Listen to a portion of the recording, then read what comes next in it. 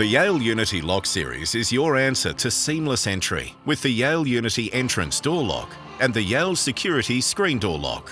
Together, when installed with a compatible Yale Connect Bridge, the Unity series features DualDoor Technology. When your security screen door is unlocked, so will your entrance door lock. One single operation to lock or unlock both doors offers a level of convenience never seen before. There's now no need to search for two keys to open two different doors.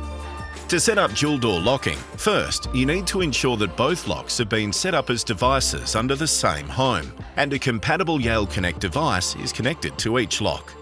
To add a new device, open the Yale Home app and select the menu in the top left-hand corner. Select the plus icon to set up a device. Scan the product's QR code, located on the packaging or product itself. Follow the prompted in-app setup steps to complete the installation.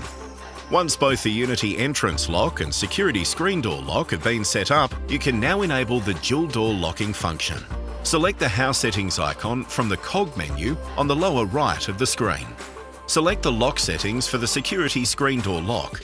Select Linked Lock. Scroll to Utilities and select the Linked Lock.